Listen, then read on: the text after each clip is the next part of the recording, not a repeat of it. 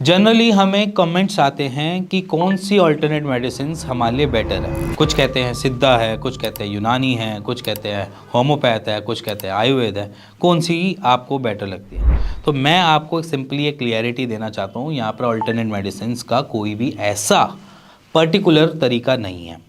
अगर मैं alternate medicine का नाम लेता हूँ तो यहाँ पर होम्योपैथ और आयुर्वेद को भी बहुत अच्छे से कंसीडर किया जा सकता है, और इतने सारे रिकवर पेशेंट जो हैं वो थ्रू होम्योपैथ और आयुर्वेदा से ही है।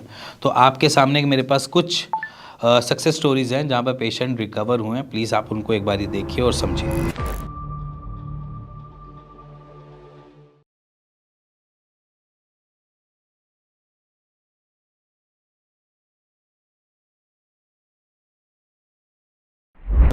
आपने इन सारे पेशेंट्स को समझा होगा, जाना होगा, बट यहाँ पर अगर मैं बात करी जाए तो यहाँ पर किसी को होम्योपैथ ट्रीटमेंट गया और किसी को आयुर्वेद ट्रीटमेंट गया। अब यहाँ पर होम्योपैथ और आयुर्वेद का क्यों कोरिलेशन बता रहा हूँ मैं, उसके पीछे भी रीज़न बताता हूँ। जब हमारा हिस्ट्री टेकिंग का पार्ट होता है तो हम बहुत सारी चीज़ें पुरानी भी पूछते हैं कि कोई अभी तक कैसा ट्रीटमेंट ले रहा है, कैसा नहीं ले रहा है, और कितनी उनको प्रोग्रेस मिली है, कितनी नहीं मिली है पास्ट ट्रीटमेंट में, और किस तरीके से आगे फर्दर इवैल्यूएशन उस पर जाएगी। तो हिस्ट्री टेकिंग के पार्ट के बाद हमें ये क्लैरिटी मिलती है कि अगर ये आयुर्वेद ट्रीटमेंट से गो थ्रू होकर आ रहा है तो यहाँ पर हमें कुछ चेंजेस की ज़रूरत है। किसी को तो अपनी मेडिसिन के नाम पता होते हैं, बट किसी को नहीं भी पता होते, तो इसीलिए वहाँ पर हम इवैल्यूएशन अलग अलग एंगल पे करते हैं। तो कभी भी हम जब ट्रीटमेंट स्टार्ट करते हैं वहाँ पर हम सिंपल एक थ्योरी के साथ नहीं चलते। जो हमारी BHMS और BMS की टीम होती है वो उन सारी पेशेंट्स की हिस्ट्री के पार्ट पे थोड़ा सा कंसर्न दिखाती है। तो वहाँ पर क्या होता है कि अगर हमें लग रहा है कि पास्ट ट्रीटमेंट बहुत लंबे टाइम तक वो आयुर्वेदा ले रहा है तो वहाँ पर हम रिकमेंडेशन कहते हैं होम्योपैथी की।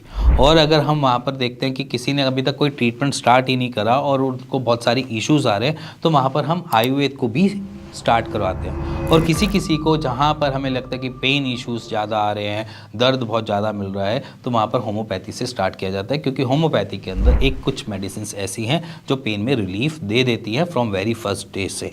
तो इसीलिए अगर मैं यहाँ पर अपने ट्रीटमेंट की बात करूँ या मैं किसी और ट्रीटमेंट की भी बात करूँ तो यहाँ पर अगर हम मिक्स ऑल्टरनेट पैथी की तरफ जाते हैं जहाँ पर हम होम्योपैथ और आयुर्वेद को साथ लेकर चलते हैं तो हमारे को रिजल्ट्स ओरिएंटेशन ज़्यादा मिलती है एज़ कम्पेयर टू किसी और चीज़ के, क्योंकि उसके पीछे रीजंस हैं। कोई पैथी किसी में ग्रेट है और कोई पैथी किसी और चीज़ में ग्रेट है। समझ लेना कि अगर मेरे को ब्लड के फ्लो को बेटर फ्लो कराना है तो वहाँ पर आयुर्वेदा अच्छे काम कर जाती है, और वहीं पर अगर मेरे को इन्फ्लेमेशन कम करनी है तो वहाँ पर भी आयुर्वेदा काम कर जाती है।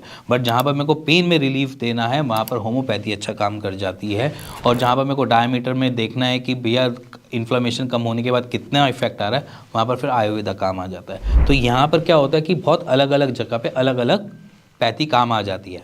जैसे कि हमें एनगोजमेंट रोकनी है तो वहाँ पर होम्योपैथी अच्छा काम कर जाती है। तो वहाँ पर क्योंकि उनके पास है एस्कुलस क्रीम्स हैं जो हॉर्स चेस्टनट से ही बनी है, तो वहाँ पर वो अच्छा काम कर जाती है। तो इसीलिए मैं आपको बताता हूँ कि कोई भी पैथी परफेक्ट नहीं है। अगर आप पैथी कंसाइंड होते हो तो वहाँ पर दिक्कतें बढ़ती हैं। तो इसीलिए अगर आप वेरिकोसील के पेशेंट हो तो अगर आपको इंटीग्रेटेड अप्रोच के साथ चलना है तो आपको पैथीज़ के साथ चलना पड़ेगा, जो आपकी ट्रीटमेंट को एक अच्छा रूप देंगे और आपको ठीक करने की पूरी कोशिश करेंगे। सो इसी के साथ मिलते हैं आपको नेक्स्ट वीडियो के लिए। तब तक goodbye and take care.